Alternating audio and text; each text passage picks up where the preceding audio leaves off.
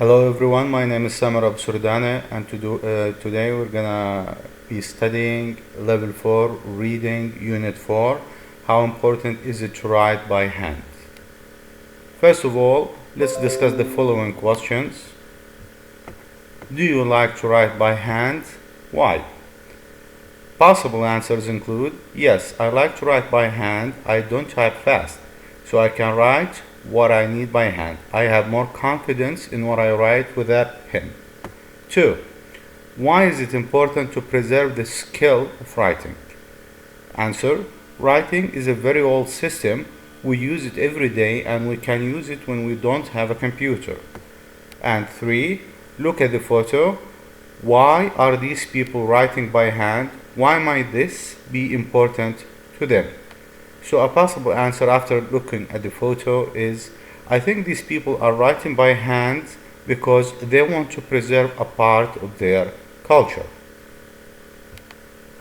Moving on to page 84.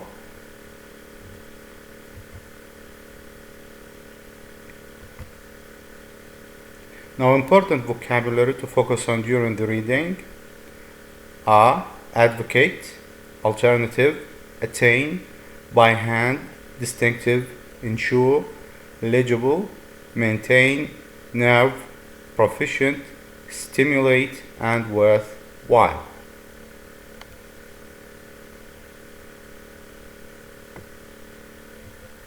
Moving on to the reading section, 2 styles of writing.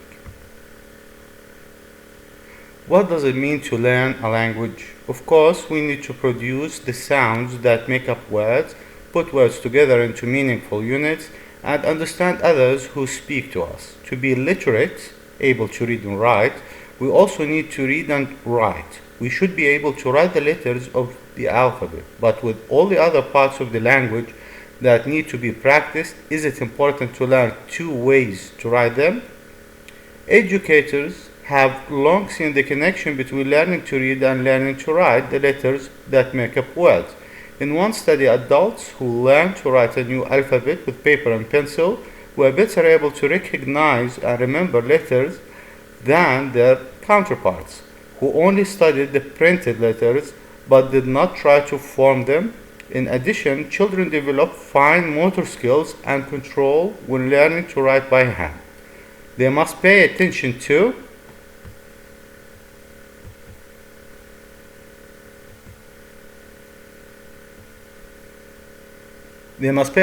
the shape of the letters. For example, in order to produce a D that is distinct from a B, likewise they must judge how much pressure to apply so as to avoid poking holes in the paper or accidentally tearing it.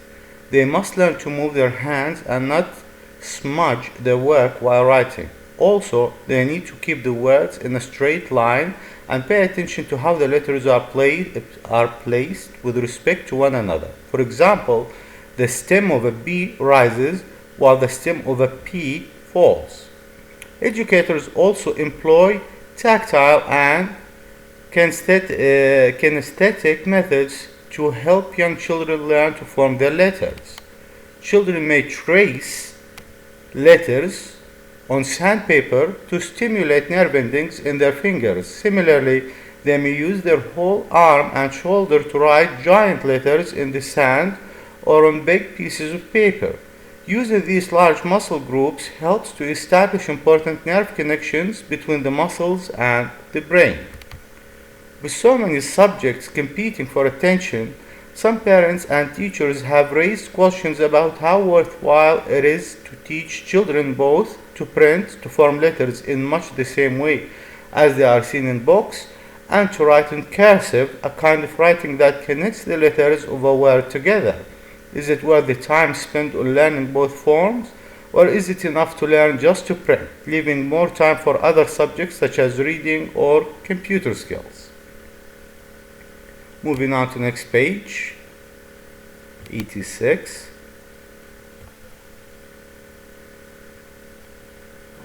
Supporters of learning both forms maintain that cursive writing is faster than printing, an advantage when composing papers or taking notes. Brian Palmer, writing in the online magazine Slate, states that cultures have favored connected script throughout time, and writers will often develop their own distinctive methods of linking letters so as to take advantage of the faster means of forming words. These individual scripts can be problematic for readers, however, so teachers advocate the use of a standard script so as to better ensure legibility. Furthermore, because cursive writing is highly individualistic, it is used as means to establish identity. Analysts can use handwritten documents to determine whether two samples of writing most likely came from the same person or not. This is useful to historians who find unsigned papers or to police looking at evidence. Yet another reason for connecting to teach cursive writing is that it is part of our culture and therefore valuable to link us to our past. Indeed, cursive writing is often seen as a more mature type of writing, and if we want to continue to read historic documents that predate the printing press, we will almost certainly need to continue to teach children this form of writing. Those who disagree with continuing to teach this form are not opposed to cursive writing in itself. They contend that not everyone needs to be proficient in this skill and that there are other solutions to the problems cursive writing addresses. First of all, the neurological benefits of learning to write are developed both with printing and with cursive writing. As long as we continue to have children write with their hands or do other skills with their hands that involve fine motor control, we will continue to build nerve connections. These benefits do not change. In addition, even with instruction, children and adults do not always develop legible handwriting. Some people prefer to print and can actually attain writing speeds comparable to those of people writing in cursive. Many people find typing a useful alternative and have increased their speed so that they can take notes comfortably on a computer. Writers themselves have a responsibility to their readers to produce clear text by printing or typing their words if their writing is illegible. Options also exist for using handwriting as a means of identification. Instead of asking for a signature, a legal paper could carry a thumbprint or a fingerprint. Some people might choose to learn to read and write in cursive, much like some people learn to make clothes, speak Latin, or build houses. These people could be called on to use their skills when an old document needs to be read or when a special document is created. No one seems to be suggesting that we stop teaching children to write by hand. After all, even if we had the technology to replace writing, technology sometimes fails or is unavailable. As with any skill, handwriting needs to be practiced, and schools are under pressure to have time to practice many different skills. The question lies in whether we want to take the time and make the effort to teach children a second related form of writing. What do you think? Moving on to the vocabulary section, activity B. Here are some words and phrases from the reading. Circle the answer that best matches the meaning.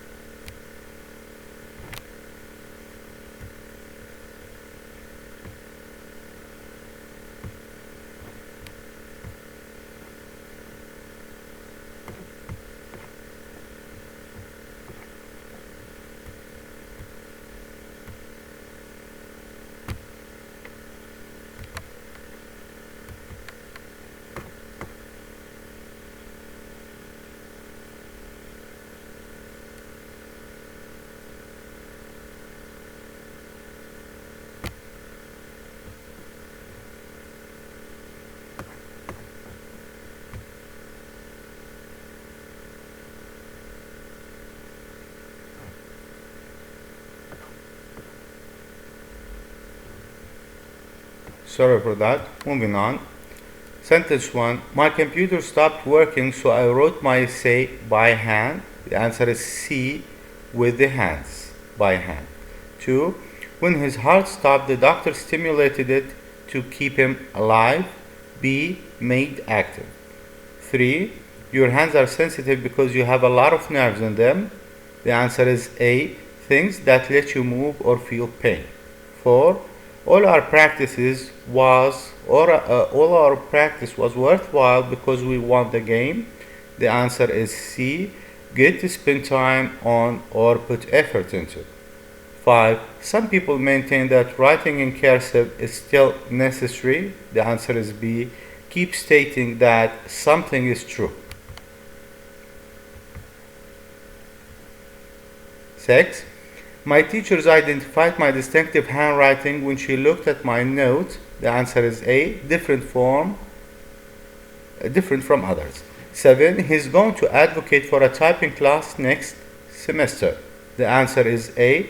Publicly support. 8. Her mother ensured that she studied for the test. The answer is 8. B. Made sure that something happened. Moving on to next page.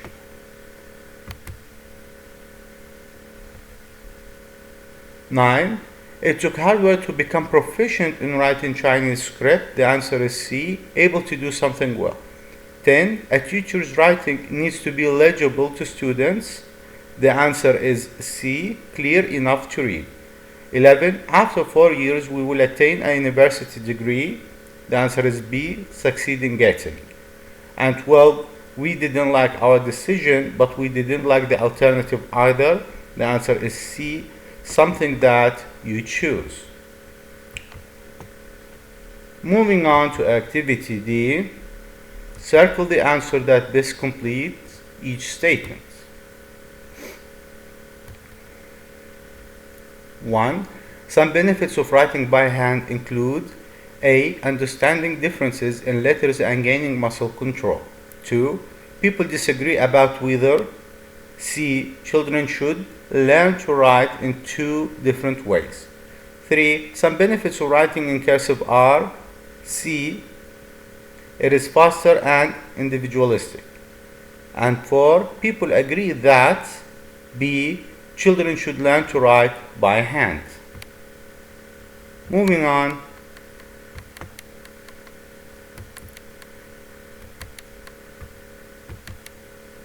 In the next activity, each subheading below refers to a main section of the text. Match the subheadings with the paragraph numbers in the box.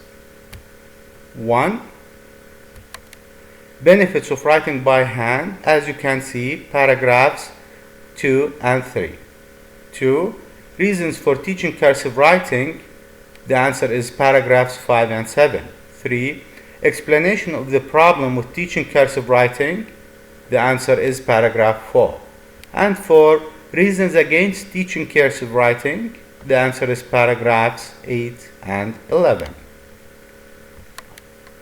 In activity F, true or false, correct each false statement to make it true. 1.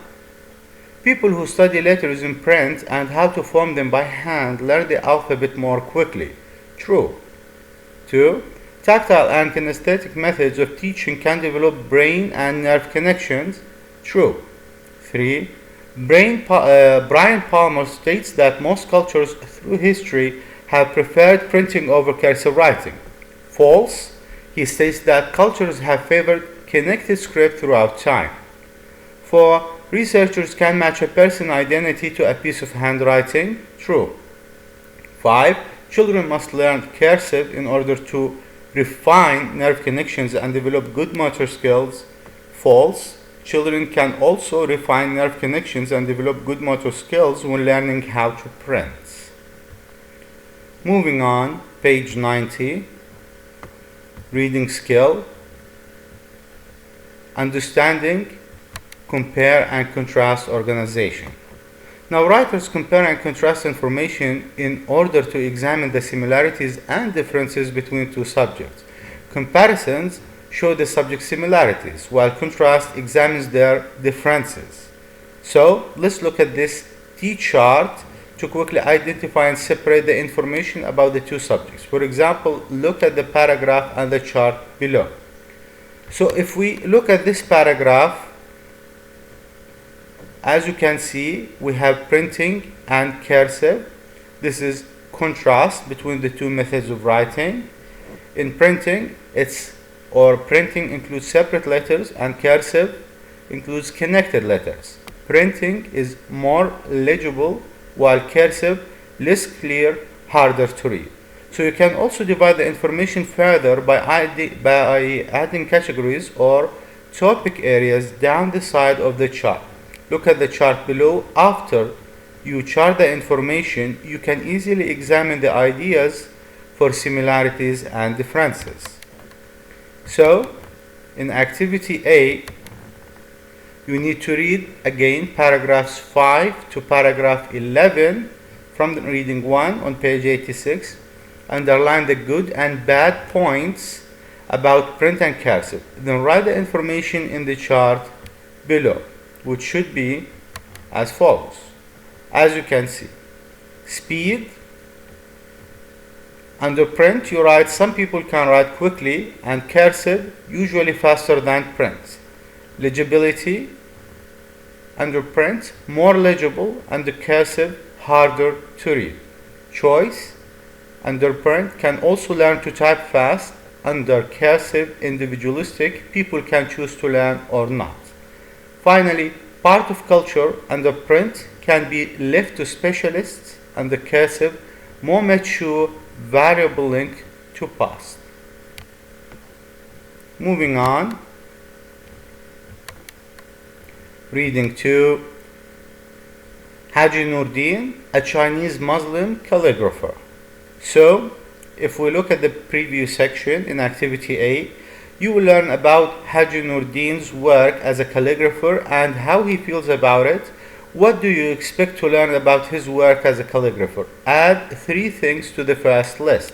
So, if you preview the text, answers could include the following. For example, why he likes calligraphy, how he started calligraphy, where he learned calligraphy, how long he has been involved with it, who helped him get started, whether this is his profession or a hobby.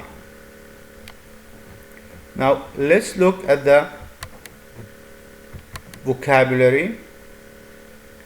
Now the new vocabulary to focus on in reading 2 are as follows: complement, craft, determination, essentially, exhibit, imagery, inspire, recognize, talent, undertake, and unique. We'll come back later to it after the reading in the vocabulary exercise. Moving on to page 92, reading section. Haji Noordin, a Chinese Muslim calligrapher. Today there are approximately 20 million Muslims in China, and Haji Noordin is one of them. Born in 1963 in Shandong province, China, Haji Noordin Jiang is a well-known and respected calligrapher. What makes him unique is that he is a master of Arabic calligraphy. Essentially, his work is a calligraphic technique which combines both Chinese and Arabic scripts. Of his work, Din has said, as a Chinese Muslim calligrapher, I have a deep sense of responsibility in promoting, propagating, and carrying forward this intricate skill and precious culture heritage. He has undertaken the task of not only producing his own style of calligraphy, but also of inspiring others through lectures and workshops. He has taught his craft in lectures and workshops at many prestigious institutions in the US and the UK, such as Harvard University, the University of Cambridge, the University of California, and Boston University. In 1997, Haji Noordin was awarded the Certificate of Arabic Calligrapher in Egypt. He was the first Chinese person to be given this prestigious award. In 2000, Din taught the first Arabic calligraphy course at the Zhengzhou Islamic College in China. In 2008, he became the first Chinese student to study traditional Arabic calligraphy.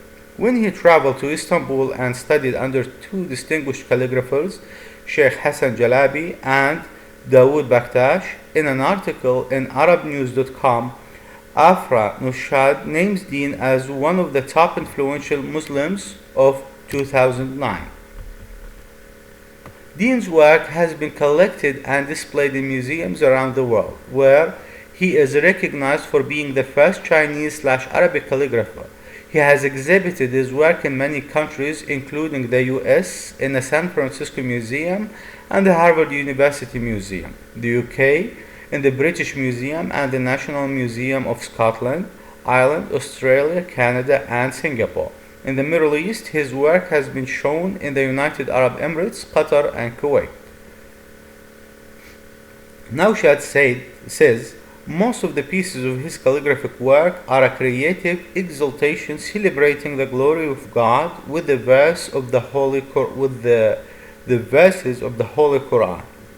Naushad describes Dean's calligraphy as a revival of Islamic creativity and the role it has played in the preservation of the Quran's message. Dean's website states that some of the most beautiful names of Allah and the imagery of prostration are presented using a combination of the Chinese and Arabic alphabets. In 2005, a piece of his calligraphy entitled The 99 Names of God was acquired by the British Museum and is now permanently displayed there. Dean's work reflects a dedication to the presentation of the unity of Arabic and Chinese cultures. Chinese and Arabic calligraphy are two of the world's most beautiful styles of writing. They are both opposites and complements. Dean's calligraphy demonstrates that when combined, the result is a writing style of unique beauty. With determination and perseverance, with my hands and with the knowledge and talent bestowed on me by Allah the Almighty, I will seek to continue to craft the majestic and aesthetically pleasing cultural tradition, Dean said. Moving on, page 94, activity B. Find the definitions of the vocabulary, skipping the example sentences and moving right away to the definitions. A. Craft, noun, an activity involving a special skill at making things with your hand. B. Essentially, adverb, basically when you consider the most important part of something. C. Inspiring, verb, to give someone the desire or enthusiasm to do well. D. Talent, noun, a natural skill or ability. E. Undertake, verb, to agree that you will do something or to carry out. F. Exhibit, verb, to show something to the public. And next, G. Imagery, noun, the use of descriptions and comparisons in language in order to have a strong effect on people's imagination and emotions. H. Complement, noun, a thing that goes together well with something else. I. Unique, adjective, unlike anything else, being the only one of its type. And J. Determination, noun, the continuation of something even though it is difficult or people say you cannot do it. Finally, K. Recognize, verb, to show that you think something that someone has done is good. In the next activity, D. Write true or false for each statement, then correct each false statements. 1. Learned calligraphy at Harvard University is false. He taught calligraphy at Harvard University. Or he learned calligraphy in Istanbul. The first one from paragraph 2, the second from paragraph 3. 2. Has exhibited his calligraphy in museums, which is true, and it's found in paragraphs 4 and 6. 3. Teaches and gives workshops, which is true, and it's from paragraph 2. 4. Is well known in the world, which is true, and it's from paragraphs 2 and 3. 5. Considers calligraphy an important cultural heritage, which is true, and it's from paragraph 5. And 6. Has just retired from calligraphy, which is false. He will seek to continue calligraphy, and it's from paragraph 8. And the last sentence, was born in China, which is true, but it's not included in the answer key.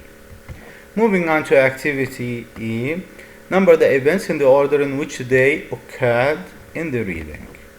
1.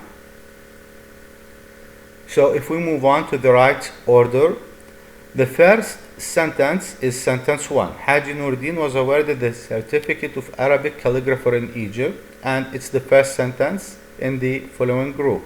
The second sentence is sentence 4, which should be number 2. Dean taught the first Arabic calligraphy course at the Zhengzhou Islamic College.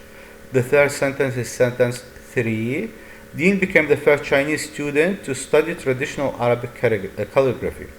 The fourth sentence is sentence 5, so it's 4. Dean was listed in the top influential Muslims. And the fifth sentence is sentence 2, so it's 5 here. The British Museum acquired a piece of Dean's calligraphy. Moving on to page 96, activity F. Answer the following questions. Question 1. What is noteworthy about his being awarded the certificate of Arabic calligrapher in Egypt? The answer is Haji Nuruddin was the first Chinese person to be given the award. 2. What is the name of the piece of calligraphy in the British Museum? The name is The 99 Names of God. 3. Where did he study traditional Arabic calligraphy? He studied in Istanbul, Turkey. 4. Outside of China, where has Haji Nuruddin taught calligraphy?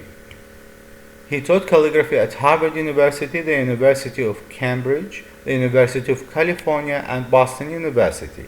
And question 5. Where and by whom was he listed in the top influential Muslims? ArabNews.com by Afra Naushad. Moving on to activity G. List the reasons why Haji Nuruddin combines the styles of Arabic and Chinese calligraphy in his work. Now, for example, two of the world's most beautiful styles of writing, they're opposites, they're also complements, combine results in a writing style of unique beauty. Moving on to the vocabulary skill, using the dictionary to distinguish between homonyms. Find the correct meaning. There are many words that have the same spelling and pronunciation but different meanings. These words are called homonyms.